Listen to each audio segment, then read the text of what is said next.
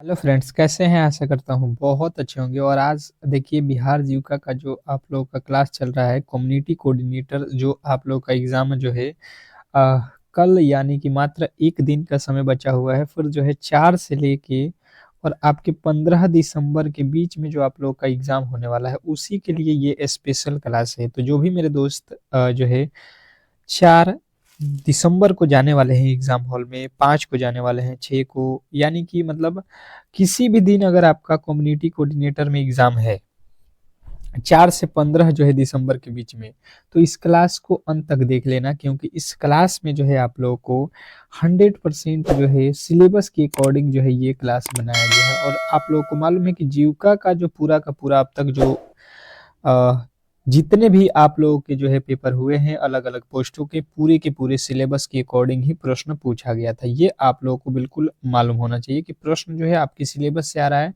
तो हम लोग यहाँ पे कम्युनिटी कोऑर्डिनेटर का जो सिलेबस है उसके अकॉर्डिंग जो है इस क्लास को जो है रखा हुआ है, और पूरे के पूरे जो है आप लोग का जो सिलेबस है उससे आधारित और उसी के टॉपिक पर आप इसको मिला सकते हैं। आप जाकर जीविका की जो वेबसाइट है उस पे आप नोटिफिकेशन में देखना कि जीविका जो कम्युनिटी कोऑर्डिनेटर का है उसका सिलेबस क्या है, और जो यहाँ पे पढ़ा रहा हूँ वो क्या है। आपको सिलेबस के अकॉर्डिंग जो है यहाँ पे पूरा का पूरा जो है माजरा मिलेगा। ठीक है, तो 100% है कि प्रश्न यहीं से आएंगे।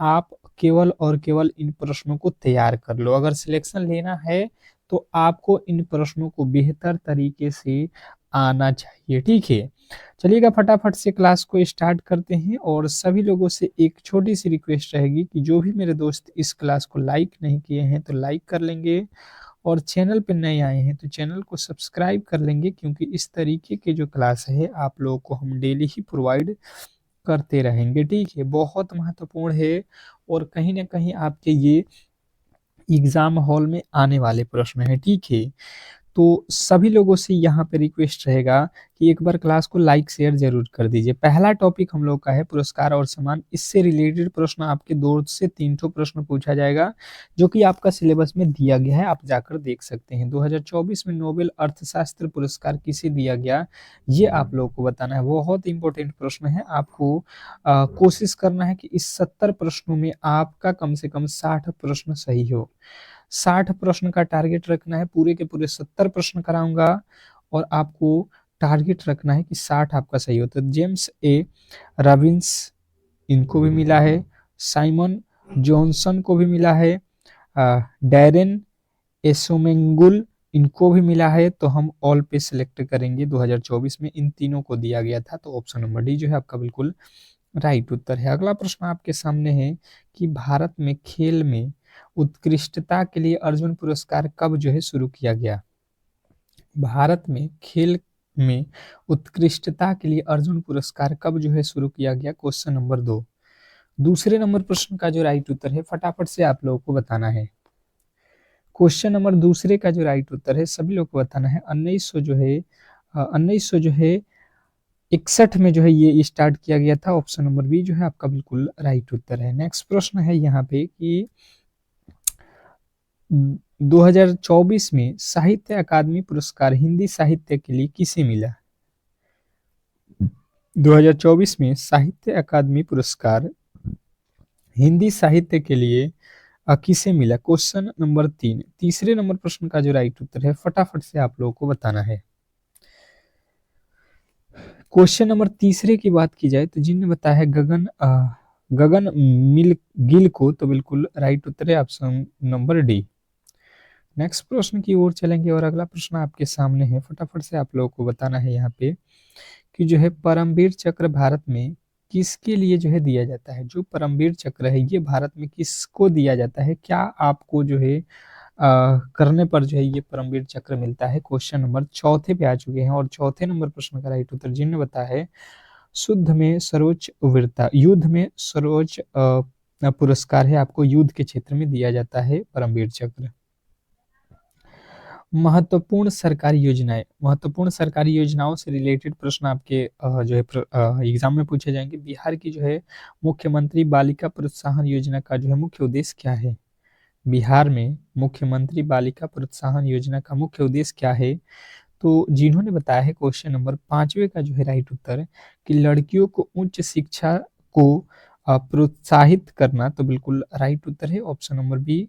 और मुझे नहीं लगता है कि बी में किसी तरीके के आप गलती करने वाले हो। नेक्स्ट प्रश्न की ओर चलेंगे और अगला प्रश्न है कि प्रधानमंत्री फसल बीमा योजना का मुख्य उद्देश्य क्या है। क्वेश्चन नंबर 6 पे आ चुके हैं। फटाफट से आप टेस्ट देते रहिए, ठीक है, हमको कहना ना पड़े। अगर आप क्लास डेली ज्वाइन करते हैं तो आपको मालूम है कि आप जितना जो है बेहतर तरीके से यहाँ पे क्लास में प्रश्नों के उत्तर देंगे, उतना ही बेहतर एग्जाम हॉल में भी आप आराम से दे सकते हैं, ठीक है। तो टेस्ट लगाते रहिए। फसल नुकसान के लिए जो है बीमा अवसर जो है इसका मुख्य जो है कार्य है। अगला प्रश्न है कि बिहार सरकार की जीविका परियोजना का मुख्य लक्ष्य क्या है। बिहार सरकार की जीविका परियोजना का मुख्य लक्ष्य क्या है। Question number 7। 7वें नंबर प्रश्न का जो है राइट उत्तर फटाफट से आप लोगों को बताना है कि क्या होने वाला है। क्वेश्चन नंबर 7, 7वें नंबर प्रश्न का जो है राइट उत्तर है कि बिहार सरकार की जीविका परियोजना का मुख्य लक्ष्य क्या है। तो ग्रामीण महिलाओं का जो है सशक्तिकरण, यानी ऑप्शन नंबर बी जो है आपका बिल्कुल राइट उत्तर है। नेक्स्ट प्रश्न है आप लोगों के सामने कि नमामि गंगे परियोजना का संबंध किससे है। नमामि गंगे परियोजना का संबंध किससे है। Question number 8। 8वें नंबर प्रश्न का राइट उत्तर फटाफट से आप लोगों को बताना है। सभी प्रश्नों के उत्तर दीजिए। नमामि गंगे परियोजना का संबंध किससे है। तो जिन्होंने बताया है यहाँ पे कि नदी संरक्षण से, तो बिल्कुल राइट उत्तर है आपका ऑप्शन नंबर ए, नदी संरक्षण। अगला प्रश्न है कि आधुनिक भारत का इतिहास। आधुनिक भारत का इतिहास आप लोगों से पूछ लिया है। आधुनिक भारत के इतिहास से प्रश्न है कि जो है रॉलेट एक्ट कब जो है पारित किया गया था। रॉलेट एक्ट कब जो है पारित किया गया था। Question number 9। 9वें नंबर प्रश्न का जो राइट उत्तर है फटाफट से आप लोग को बताना है कि रॉलेट एक्ट कब जो है पारित किया गया था। तो जिनने बताया है रॉलेट एक्ट 1919 में पारित किया गया था, ऑप्शन नंबर बी तो बिल्कुल राइट उत्तर है। इसमें किसी तरीके की डाउट नहीं होना चाहिए, जब जलियांवाला बाग हत्याकांड हुआ था। तो नेक्स्ट प्रश्न देखेंगे आप लोगों के सामने है कि जो है बिहार के स्वतंत्रता सेनानी जयप्रकाश नारायण किस जो है आंदोलन से जुड़े थे। बिहार के स्वतंत्रता सेनानी जयप्रकाश नारायण किस जो है आंदोलन से जुड़े हुए थे। क्वेश्चन नंबर 10वें का जो है राइट उत्तर बताएंगे सभी लोग। तो जिनने बताया है संपूर्ण क्रांति आंदोलन से जुड़े हुए थे, ऑप्शन नंबर बी तो उनका बिल्कुल राइट उत्तर है। अगला प्रश्न आपके सामने है कि भारत का राष्ट्रीय ध्वज कब जो है अपनाया गया। भारत का राष्ट्रीय ध्वज जो है ये कब अपनाया गया था। क्वेश्चन नंबर 11 पे आ चुके हैं और 11वें नंबर प्रश्न का राइट उत्तर फटाफट से आप लोगों को बताना है कि भारत का राष्ट्रीय जो ध्वज है ये कब अपनाया गया था। तो जिनने बताया है 22 जुलाई 1947, बिल्कुल ऑप्शन नंबर सी वाले जो भी मेरे दोस्त हैं उनकी 100% सही उत्तर है। नेक्स्ट प्रश्न है कि नमक कानून तोड़ने के लिए गांधी जी ने कौन सा जो है आंदोलन शुरू किया। सभी लोग बताइएगा यहाँ पे कि जो है नमक कानून तोड़ने के लिए गांधी जी ने कौन सा आंदोलन शुरू किया। Question number 12।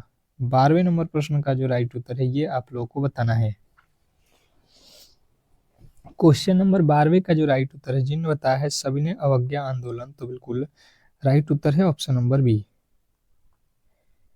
नेक्स्ट प्रश्न है यहाँ पे कि राष्ट्रीय और अंतर्राष्ट्रीय संगठन, राष्ट्रीय और अंतर्राष्ट्रीय संगठन से प्रश्न है कि यूनिसेफ का मुख्यालय कहाँ है। यूनिसेफ का मुख्यालय जो है पूछा गया है क्वेश्चन नंबर 13। 13वें नंबर प्रश्न का जो राइट उत्तर है ये आप लोगों को बताना है कि यूनिसेफ का जो है मुख्यालय कहाँ है। तो जिन्होंने बताया है न्यूयॉर्क, उनके बिल्कुल राइट उत्तर है ऑप्शन नंबर ए, न्यूयॉर्क। अगला प्रश्न आपके सामने है यहाँ पे कि जो है निम्नलिखित में से कौन सा संगठन श्रमिकों के अधिकार से संबंधित है। निम्नलिखित में से कौन सा संगठन श्रमिकों के जो है अधिकार से संबंधित है। Question number 14। 14वें नंबर प्रश्न पे आ चुके हैं। फटाफट से आप लोग को बताना है कि जो है कौन सा संगठन श्रमिकों को अधिकार से संबंधित, श्रमिकों के अधिकार से संबंधित है। तो जिन्होंने बताया है ILO, तो बिल्कुल राइट उत्तर हो जाएगा ऑप्शन नंबर ए।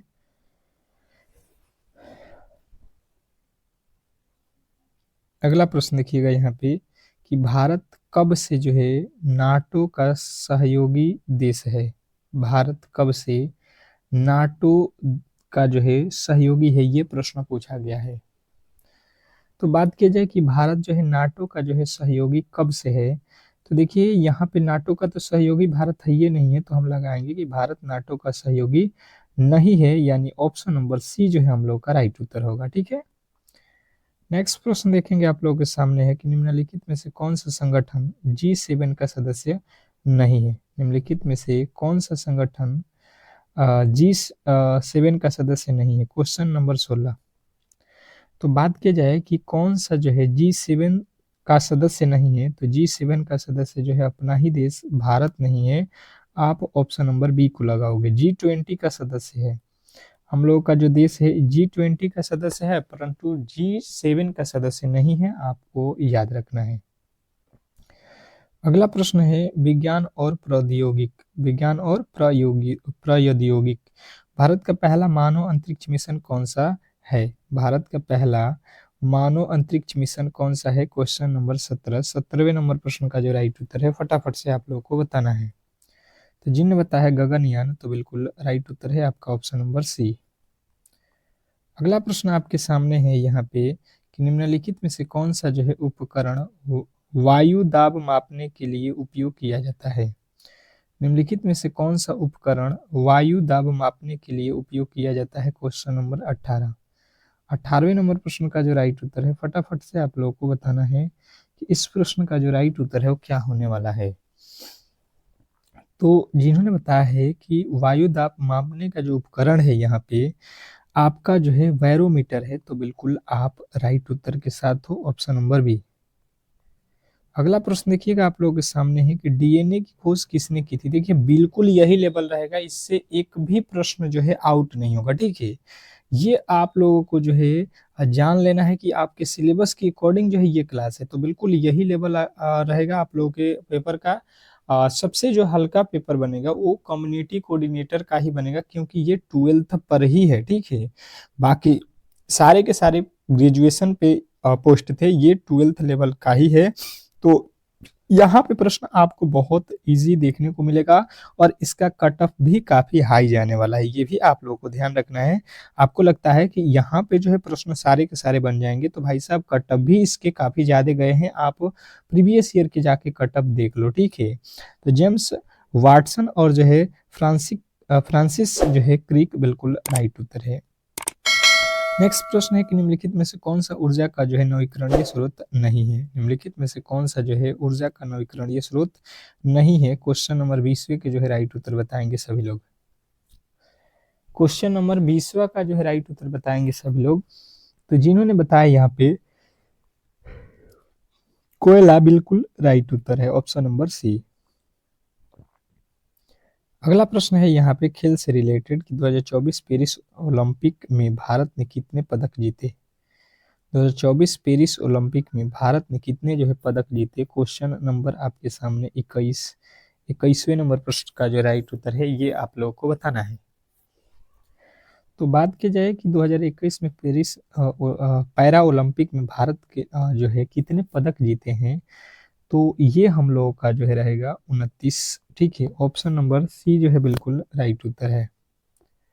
नेक्स्ट प्रश्न देखेंगे आप लोगों के सामने है कि निम्नलिखित में से कौन सा जो है खिलाड़ी कुश्ती से संबंधित है? निम्नलिखित में से कौन सा जो है खिलाड़ी कुश्ती से संबंधित है? क्वेश्चन नंबर 22वें नंबर प्रश्न का जो राइट उत्तर है फटाफट से आप लोगों को बताना है कि निम्नलिखित में से कौन सा जो है खिलाड़ी कुश्ती से संबंधित है। तो जिनने बताया है कि बजरंग पूनिया, तो बिल्कुल राइट उत्तर है Bajrang Punia, option number A. Next प्रश्न देखेंगे आप लोगों के सामने है कि क्रिकेट में द हंड्रेड टूर्नामेंट किस देश में आयोजित होता है? क्रिकेट में द 100 टूर्नामेंट किस देश में आयोजित होता है? क्वेश्चन नंबर 23वें नंबर प्रश्न का जो है राइट उत्तर बताएंगे सभी लोग बताएंगे 23वें नंबर प्रश्न का राइट उत्तर। तो जिन्होंने बताया है इंग्लैंड, बिल्कुल राइट उत्तर है। अगला प्रश्न है आप लोगों के सामने कि भारत की पहली महिला ओलंपिक पदक जीतने वाली कौन थी? भारत की पहली महिला जो ओलंपिक पदक जीती है वो कौन है? तो जिन्होंने बताया है यहाँ पे कर्णम मल्लेश्वरी, बिल्कुल राइट उत्तर हो जाएगा। इन्होंने ही पहला जो है ओलंपिक में पदक जीता है। ऑप्शन नंबर ए जो है आप लोगों का बिल्कुल 100% सही उत्तर है। नेक्स्ट प्रश्न की ओर चलेंगे और अगला प्रश्न है भूगोल और जो है पर्यावरण। भूगोल और पर्यावरण से संबंधित प्रश्न है आप लोगों के सामने। कह रहा है कि बिहार में गंगा नदी पर बना जो है सबसे लंबा पुल कौन सा है? बिहार में गंगा नदी पर बना जो है सबसे लंबा पुल कौन सा है? तो देखिए बिहार की बात की जाए तो ये तो सभी लोगों को मालूम है कि गांधी सेतु पुल ही सबसे लंबा है, ठीक है। निम्नलिखित में से कौन सा जो है राष्ट्रीय उद्यान यूनेस्को विश्व धरोहर स्थल है? निम्नलिखित में से कौन सा जो है राष्ट्रीय उद्यान यूनेस्को विश्व धरोहर स्थल है? क्वेश्चन नंबर आपके सामने 26वें नंबर प्रश्न का जो राइट उत्तर है फटाफट से आप लोगों को बताना है। तो 26वें नंबर प्रश्न का राइट उत्तर जिन्होंने भी बताया है यहाँ पे कि जो है आप लोगों का सुंदर वन है, तो बिल्कुल राइट उत्तर हो जाएगा आपका ऑप्शन नंबर बी सुंदर वन। नेक्स्ट प्रश्न की ओर चलेंगे और अगला प्रश्न आपके सामने है कि ग्रीन हाउस प्रवाह का जो है प्रभाव का जो है मुख्य कारण क्या है? ग्रीन हाउस ग्रीन हाउस प्रवाह का जो है मुख्य कारण क्या है? क्वेश्चन नंबर 27वें नंबर प्रश्न का जो राइट उत्तर है फटाफट से आप लोगों को बताना है। तो जिन्होंने बताया है यहाँ पे कि ये है आप लोगों का कार्बन डाइऑक्साइड और मीथेन, तो बिल्कुल राइट उत्तर है आपका ऑप्शन नंबर बी। नेक्स्ट प्रश्न की ओर चलेंगे और अगला प्रश्न है कि बिहार का राजकीय फूल कौन सा है? बिहार का राजकीय फूल कौन सा है? क्वेश्चन नंबर 28वें नंबर प्रश्न का राइट उत्तर फटाफट से आप लोगों को बताना है कि बिहार का राजकीय फूल कौन सा है। तो जिन्होंने बताया है यहाँ पे 28वें नंबर प्रश्न का राइट उत्तर जो है गेंदा, तो बिल्कुल राइट उत्तर है। अगला प्रश्न है कि भारतीय अर्थव्यवस्था और करेंट अफेयर। भारतीय अर्थव्यवस्था और करेंट अफेयर। भारत में जीएसटी कब लागू किया गया? भारत में जीएसटी कब लागू किया गया था? तो जिन्होंने बताया है यहाँ पे 29वें नंबर प्रश्न का राइट उत्तर 1 जुलाई 2017, ऑप्शन नंबर बी, तो बिल्कुल राइट उत्तर है। अगले प्रश्न की ओर चलेंगे और अगला प्रश्न आपके सामने है कि बिहार में मुख्यमंत्री ग्राम परिवहन योजना का मुख्य उद्देश्य क्या है? बिहार में मुख्यमंत्री ग्राम परिवहन योजना का मुख्य उद्देश्य क्या है? तो जिन्होंने बताया है यहाँ पे कि ग्रामीण क्षेत्रों में परिवहन सुविधा, तो बिल्कुल राइट उत्तर है। नेक्स्ट प्रश्न की ओर चलेंगे और अगला प्रश्न आपके सामने है। 2025 में भारत में मुख्य चुनाव आयुक्त कौन है? 2025 में भारत के मुख्य चुनाव आयुक्त कौन है? Question number 31। तो बात की जाए कि 2025 में भारत का मुख्य चुनाव आयुक्त कौन है, तो जिन्होंने बताया है ज्ञानेश कुमार, उनके बिल्कुल राइट उत्तर है ऑप्शन नंबर सी। नेक्स्ट प्रश्न आपके सामने है यहाँ पे कि भारत का सबसे बड़ा जो है व्यापारिक साझेदार देश कौन सा है? भारत का सबसे बड़ा जो है व्यापारिक साझेदारी देश कौन सा है? तो जिन्होंने बताया है संयुक्त राष्ट्र अमेरिका, ऑप्शन नंबर ए बिल्कुल राइट उत्तर है। अगला प्रश्न है यहाँ पे भारतीय संविधान और जो है शासन। भारतीय संविधान और शासन से है कि भारतीय संविधान में कितनी जो है अनुसूचियां हैं? भारतीय संविधान में कितनी अनुसूचियां हैं? क्वेश्चन नंबर 33वें नंबर प्रश्न की बात की जाए तो भारत में जो है कुल अनुसूचियों की संख्या जो है यहाँ पे आपको बताना है 12 है, ऑप्शन नंबर सी। नेक्स्ट प्रश्न है यहाँ पे कि बिहार में पंचायती राज व्यवस्था में कितने स्तर हैं? बिहार में पंचायती राज व्यवस्था में कितने स्तर हैं? क्वेश्चन नंबर 34वें नंबर प्रश्न का राइट उत्तर बताएंगे यहाँ पे। तो जिन्होंने बताया है यहाँ पे कि जो है यहाँ पे आप लोगों का 3, तो बिल्कुल राइट उत्तर है। अगला प्रश्न है कि भारत का नियंत्रक और महालेखा परीक्षक कौन नियुक्त करता है? भारत का नियंत्रक और महालेखा परीक्षक कौन जो है नियुक्त करता है? Question number 35। 35वें नंबर प्रश्न का जो है राइट उत्तर बताएंगे सभी लोग। तो जिनने बताया है राष्ट्रपति, बिल्कुल राइट उत्तर है ऑप्शन नंबर ए। नेक्स्ट प्रश्न की ओर चलेंगे और अगला प्रश्न है यहाँ पे कि भारतीय संविधान का कौन सा अनुच्छेद धर्म की स्वतंत्रता से संबंधित है? भारतीय संविधान का कौन सा अनुच्छेद धर्म की स्वतंत्रता से संबंधित है? Question number 36। 36वें नंबर प्रश्न का राइट उत्तर बताएंगे सभी लोग। तो जिन्होंने बताया है अनुच्छेद 25 से 28, तो बिल्कुल राइट उत्तर है 25 से 28। नेक्स्ट प्रश्न आपके सामने है यहाँ पे सामान्य विज्ञान। सामान्य विज्ञान के प्रश्न है यहाँ पे दिया हुआ, मानव शरीर में रक्त परिसंचरण की खोज किसने की?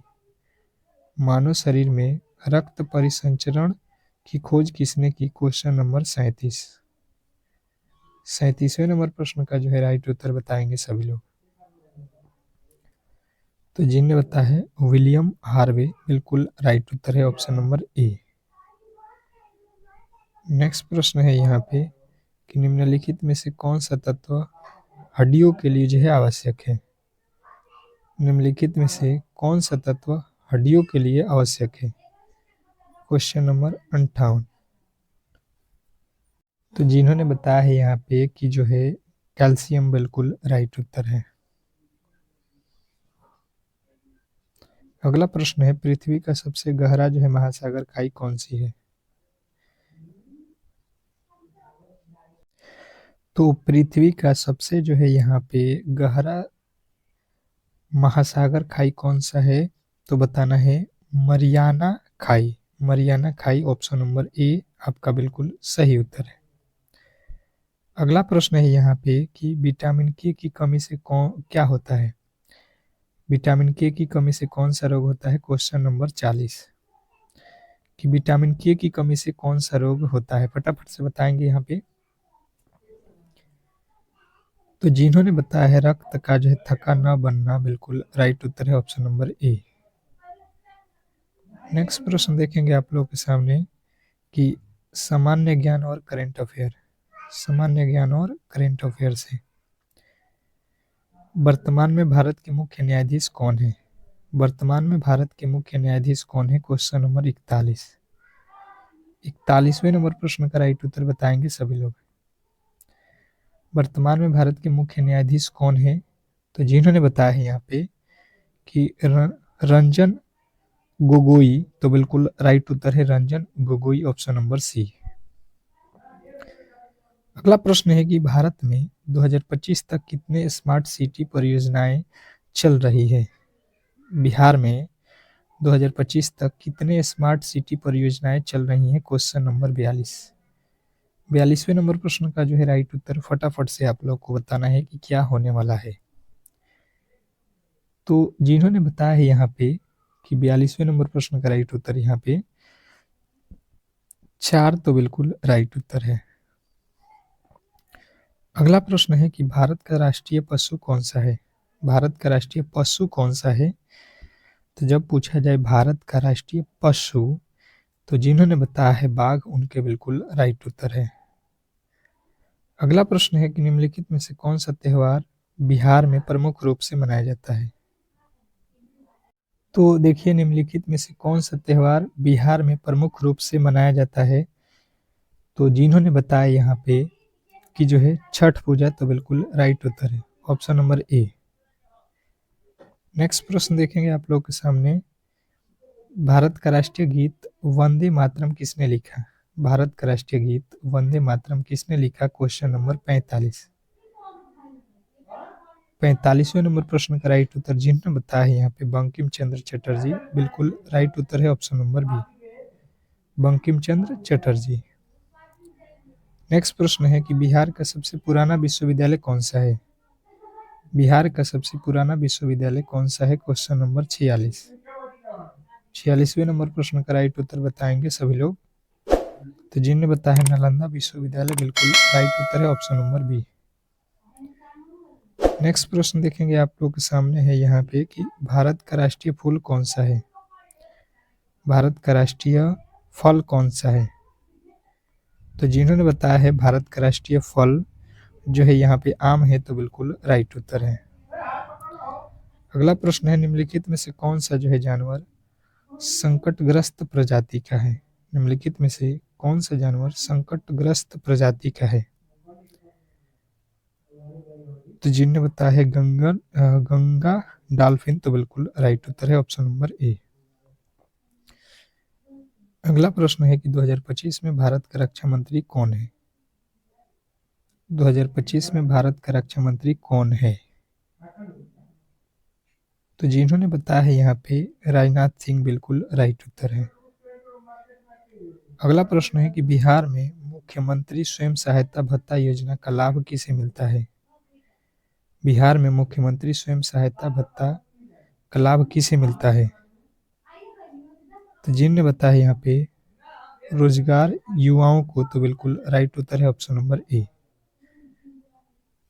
अगला प्रश्न देखिएगा आप लोगों के सामने आ चुका है। अब जो है आप लोगों के गणित और तर्क के जो है प्रश्न आप लोगों को देखने को मिलेगा। फटाफट से अब जो है आप लोगों को यहाँ पे ध्यान देना है और हर एक प्रश्न को आपको ज्यादा समय नहीं लेना है। कह रहा है यदि 4, 8, 13, 19 तो अगला पद जो है क्या होने वाला है? स्टार लगाएंगे इस प्रश्न पे और कहीं ना कहीं ये प्रश्न आपके एग्जाम हॉल में जो है आने वाले हैं, ठीक है। हर एक शिफ्ट में जो है श्रृंखला से रिलेटेड तो 100% जो है जीविका में पूछा ही जा रहा है एक एक प्रश्न। तो आपके भी एग्जाम हॉल में आएंगे, 100% आएंगे और बहुत सिंपल होते हैं, ठीक है। अगर थोड़े से अगर आपने प्रैक्टिस किया हुआ है, मेरे साथ क्लासेज किया हुआ है, तो आप आसानी से इन प्रश्नों को सॉल्व कर सकते हैं। जैसे कि समझने की कोशिश करेंगे तो 4 से लिखा हुआ है 8, 4 से 8 कब होगा? जब 4 जोड़ देंगे। 8 से 13 कब होगा? तो 8, 5, 13, 13 से जो है 19 कब होगा? 13, 6, 19। देखोगे पहले 4 फिर 5 फिर 6, बार बार देख रहे हो यहाँ पे 4, 5, 6, यानी कि जो है गिनती के जो है संख्या एक एक बढ़ रहा है। तो यहाँ पे हो जाएगा 6 के बाद 7। अब जो है 7 जोड़ दो, 19 7 कितना होता है? 26। और यदि आपने 26 को यहाँ पे बताया हुआ है जो कि ऑप्शन नंबर सी में दिया गया है, तो बिल्कुल 100% आपका सही उत्तर है। इसमें किसी तरीके के डाउट नहीं होना चाहिए। अगला प्रश्न की ओर चलेंगे और अगला प्रश्न आपके सामने है। फटाफट से आपके राइट उत्तर आना चाहिए। अगला प्रश्न है कि एक व्यक्ति 5 किलोमीटर पूर्व, फिर से जो है 12 किलोमीटर उत्तर और फिर से जो है 5 किलोमीटर पश्चिम चलता है, वह अपने प्रारंभिक बिंदु से कितनी दूरी पर है? ये आप लोगों को बताना है। क्वेश्चन नंबर 52, 52वें नंबर प्रश्न का जो राइट उत्तर है ये आप लोगों को बताना है। बहुत इंपॉर्टेंट, बहुत लाजवाब ये प्रश्न है और कहीं ना कहीं आपको ये तंग करने वाला प्रश्न है, ठीक है। पर आपको जो है यहाँ पे ऐसे ट्रिक से हम बताने वाले हैं कि आप आसानी से इन प्रश्नों को सॉल्व कर सकते हैं। जैसे कि ऊपर दिशा होता है उत्तर, ये दक्षिण, ये पूरब और ये आप लोगों का पश्चिम, ठीक है। अब यहाँ पे जो है, तो अब देखिए यहाँ पे आप लोगों को क्या करना है। दिशा से आप लोग यहाँ पे वंचित हो गए, आप आराम से अब बना सकते हैं। व्यक्ति 5 किलोमीटर पूरब, तो पूरब चलो, यहाँ से जो है आप खड़ा हो जाओ, पूरब चलो 5 किलोमीटर, ठीक है। उसके बाद से 12 किलोमीटर उत्तर, उत्तर कहाँ है? ऊपर, ऊपर चलेंगे तो 12 किलोमीटर उत्तर, फिर से जो है आप लोगों को 5 किलोमीटर पश्चिम, तो पश्चिम आपका दिशा देख लो, यहाँ पे है पश्चिम, आपको 5 किलोमीटर। अब देखो 5 किलोमीटर ये हो रहा है, 5 किलोमीटर ऊपर, ये 12 का हो रहा है, तो यानी कि ये भी दूरी 12 का ही होगा और यहाँ से ही, यहाँ पे से यहाँ पे ही दूरी पूछा गया है, तो 12 किलोमीटर आप लोगों को बताना था। ऑप्शन नंबर बी जो है आपका बिल्कुल राइट उत्तर है। नेक्स्ट प्रश्न देखिएगा आप लोगों के सामने है कि यदि 4x - 9 बराबर 11, तो x का मान जो है आप लोगों से पूछ लिया है, ठीक है। 4x - 9 बराबर 11, तो x का मान बताओ। तो देखिए बिल्कुल सिंपल सा लॉजिक है। 4x और माइनस का 9 बराबर 11 लिखा हुआ है ना, तो आप क्या करो, 4x बराबर लिख लो, 11 - 9 है तो इधर जाएगा तो प्लस का 9 हो जाएगा, यानी कि 4x बराबर 11 और 9 कितना हो जाएगा आपका 20। ये 4 के पहाड़ में कट जाएगा, यानी 4 × 5 = 20। x का वैल्यू जो है आप लोगों का राइट उत्तर कौन सा आ रहा है? ऑप्शन नंबर जो है आपका 4 × 5 = 20, 5 हो रहा है। ऑप्शन नंबर जो कि बी में दिया गया है, ठीक है। नेक्स्ट प्रश्न देखेंगे आप लोगों के सामने लिखा हुआ है कि एक वस्तु को जो है 15% लाभ पर 390 रुपये में बेचा जाता है, तो उसका जो है लागत मूल्य जो है आप लोगों से पूछ लिया है। अब जो है ये प्रश्न आप लोगों को बताना है और बहुत इंपॉर्टेंट ये प्रश्न है, ठीक है। अब किस तरीके से इसको सॉल्व करना है, चलिए आइए यहाँ पे देखते हैं। लाभ और हानि का प्रश्न है और हर एक शिफ्ट में आप लोगों को एक एक प्रश्न इस तरीके का मिलेगा। जैसे कि बोला गया है तो हम क्या करेंगे, सबसे पहले हम समझेंगे कि कोई भी वस्तु हम 100% में खरीदते हैं, ठीक है, और 15% का लाभ होता है, यानी कि हम उसे 115 में अगर बेचेंगे, 100 का सामान 115 में बेचेंगे तो 15% का लाभ हो जाएगा। इसने कहा है कि 690 रुपया, तो 690 रुपया इसका दाम है। अब बेचा हुआ तो हमें खरीदे कितने में है, 100 में, तो 100 ऊपर रखेंगे और 115 नीचे रखेंगे। अब देखिए यहाँ पे क्या हो जाएगा, यहाँ पे आप लोगों का जो है कितना, 5 के पहाड़ में 20 5 100 और 5 के पहाड़ में 23 मर्द में, 23 के पहाड़ में 23 तिया 69, 30 में 20 से गुणा कर दो, 3 दूना का 600 रुपया का जो है इसका प्राइस था। अगला देखिए कह रहा है कि यदि वर्ड को जो है ये कोडित किया जाता है तो टेंट को जो है किस प्रकार से कोडित किया जाएगा ये आपको बताना है। देखिए सिंपल सा लॉजिक है, आप कहिएगा कि W को लिख रहा है X, क्या लिखा हुआ है W जो है, उसके बाद लिखा हुआ है X यानी +1, O के बाद लिखा है O, R को लिखा है S, D को लिखा है E, तो आप वही लॉजिक लगा दो। T का क्या हो जाएगा, T के बाद से लिखना है ना, तो U होता है, ठीक है, V वाले तो बिल्कुल गलत। E के बाद क्या होता है, F होता है, पर यहाँ पे O का O लिखा है, यहाँ पे Q होना चाहिए था, ठीक है, गलती हो गया है, Q है O नहीं है। F हो गया, R के बाद यस, तो यहाँ पे देखो आपके पास क्या है N, N के बाद क्या हो जाएगा O, और T के बाद क्या होता है, T के बाद क्या होता है, T के बाद U, यानी V वाला बिल्कुल गलत हो जाएगा, आपका ऑप्शन नंबर बी जो है राइट उत्तर है। अगला प्रश्न है यहाँ पे कि निम्नलिखित श्रृंखला में अगला पद जो है ज्ञात करें। निम्नलिखित श्रृंखला में जो है हम लोगों से अगला पूछा हुआ है वर्ड क्या होने वाला है, जैसे कि देखिएगा ए का संबंध जेड से है। ए को क्या कह रहा है कि ए का जो है संबंध जेड से है, तो सी का संबंध हम लोग को बताना है। तो देखिए ए एबीसीडी का पहला अक्षर है, जेड लास्ट वाला अक्षर है, यानी कि अपोजिट लिखा हुआ है, ठीक है। तो सी का अपोजिट आप लोगों को याद मैंने कराया हुआ है कि एक्स होता है, आप आसानी से ऑप्शन नंबर बी के साथ जा सकते हैं। अगला प्रश्न है यहाँ पे कि यदि सी को जो है के तो ई को जो है क्या लिखा जाएगा, ये आप लोगों से बिल्कुल जैसे अभी मैंने आप लोगों को बताया वैसा ही ये प्रश्न है, आप इसको फटाफट से सॉल्व करने की कोशिश करेंगे, ठीक है। चलिएगा, अभी मैंने बताया था बिल्कुल उसी को कॉपी कर लेना था कि सी को जो है लिखा हुआ है के, सी होता है 3 पे, के होता है 11 पे, मतलब कितना जोड़ा हुआ है 8 है। तो ई होता है 5 पे, तो 5 में 8 जोड़ दो, 8 5 13, 13 पे आप लोगों का अक्षर कौन सा होता है एम, और एम यदि आपने बताया है ऑप्शन नंबर डी तो बिल्कुल राइट उत्तर है। अगला प्रश्न है मात्रात्मक योग्य। देखिए दो संख्याओं का जो है अनुपात यहाँ पे दिया हुआ है, इनका योग जो है 96 है, तो छोटी संख्या जो है हम लोगों से पूछ लिया है, ठीक है। अब देखिए बिल्कुल सिंपल सा लॉजिक है, हमसे पूछा गया है, दो संख्याएं दिया गया है, तो हम क्या करेंगे कि दोनों संख्याओं को मान लेते हैं, एक है 5x और दूसरा है 7x, इन दोनों का योग मतलब हो गया, दोनों को जोड़ देंगे, ये हो जाएगा 96। तो 5 और 7 कितना होता है 12x बराबर हो गया 96, तो 12 के पहाड़ में 12 8 96, x का वैल्यू कितना हो जाएगा 8।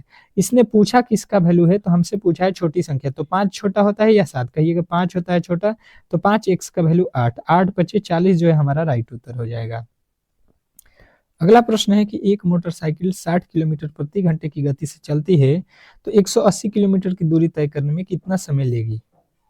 अब देखिए ये बिल्कुल सिंपल से लॉजिक से आप बना सकते हैं, कितना समय लेगी, तो टाइम बराबर क्या होता है दूरी और बट्टा में स्पीड, दूरी कितना जाना है 180 किलोमीटर, 60 की स्पीड से 7×3 18, 3 घंटा का समय हम लोगों को लगेगा। नेक्स्ट प्रश्न देखेंगे आप लोगों के सामने है कि 10% साधारण ब्याज की दर पर 8,000 रुपया 3 वर्षों में कितना हो जाएगा, ये आप लोगों को बताना है। तो देखिए बिल्कुल लॉजिकली अगर आप समझने की कोशिश करेंगे तो एसआई चक्रवृद्धि साधारण ब्याज का फॉर्मूला हमने बताया हुआ है, एसआई बराबर क्या होता है, मूलधन 8,000 है गुणे समय गुणे दर और बटा में आपका 100 हो जाएगा। ये 2 जीरो से ये 2 जीरो कट जाएगा, 3 दहा का 30, 30 3 8 है 24, कितना हो जाएगा 2400 रुपया जो है आपका राइट उत्तर ऑप्शन नंबर सी। नेक्स्ट प्रश्न देखिए सब्जेक्ट नॉलेज से है आप लोगों का, कह रहा है कि बिहार जीविका परियोजना का संचालन किसके द्वारा किया जाता है, बिहार जीविका का जो है संचालन किसके द्वारा होता है, तो ये तो हम लोगों ने पढ़ा है कि बिहार ग्रामीण आजीविका संवर्धन समिति के द्वारा, ऑप्शन नंबर ए जो है आपका बिल्कुल राइट उत्तर है। अगला प्रश्न है स्वयं सहायता समूह का जो है मुख्य उद्देश्य क्या है, स्वयं सहायता समूह का मुख्य उद्देश्य, ये तो आप लोगों को रट्टा हो गया होगा, रट्टा जो है जो बोला जाता है उस तरीके से सब्जेक्ट नॉलेज आप लोगों ने रट लिया होगा, महिलाओं का जो है आर्थिक सशक्तिकरण। अगला प्रश्न है यहाँ पे कि बिहार जीविका परियोजना में कितने जो है स्तर का जो है संगठन कार्य करता है। बिहार जीविका में कितने जो है स्तर के संगठन कार्य करते हैं, तो यहाँ पे 3 स्तर के कार्य करते हैं। नेक्स्ट प्रश्न देखिएगा आप लोगों के सामने है कि बिहार जीविका परियोजना के तहत लखपति दीदी जो है पहल का लक्ष्य क्या है। बिहार जीविका परियोजना का तहत लखपति दीदी का जो है लक्ष्य क्या है, तो आपको बताना है कि एसएचजी जो है महिलाओं की आय 1 लाख रुपए से अधिक करना है। अगला प्रश्न आप लोगों के सामने है कि बिहार जीविका परियोजना में सामुदायिक निवेश कोष का उद्देश्य क्या है। बिहार जीविका परियोजना में सामुदायिक निवेश कोष का उद्देश्य क्या है, तो एसएचजी को जो है वित्तीय सहायता प्रदान करना। ऑप्शन नंबर बी जो है आपका राइट उत्तर है। अगला प्रश्न है कि बिहार जीविका परियोजना में जोहान्स पहल का जो है संबंध किससे है। बिहार जीविका परियोजना में जोहान्स पहल का संबंध किससे है, तो जिन्होंने बताया है यहाँ पे कि जो है ग्रामीण आजीविका विविधीकरण, तो बिल्कुल राइट उत्तर है। अगला प्रश्न है कि बिहार जीविका परियोजना में कितने परिवारों को जो है 2024 तक जोड़ने का लक्ष्य रखा गया है।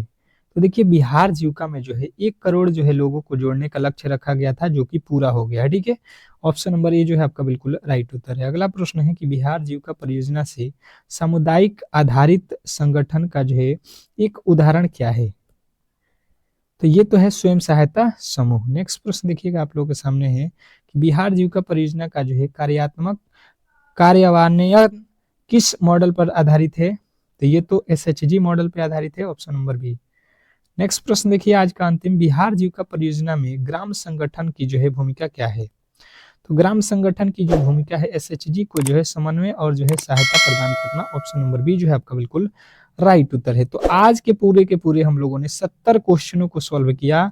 आपका कितना स्कोर बना कमेंट बॉक्स में जरूर बताएंगे, और इस क्लास को लाइक करके चैनल को जो है सब्सक्राइब जरूर कर लेंगे। ठीक है, मिलते हैं नेक्स्ट क्लास में, तब तक के लिए धन्यवाद।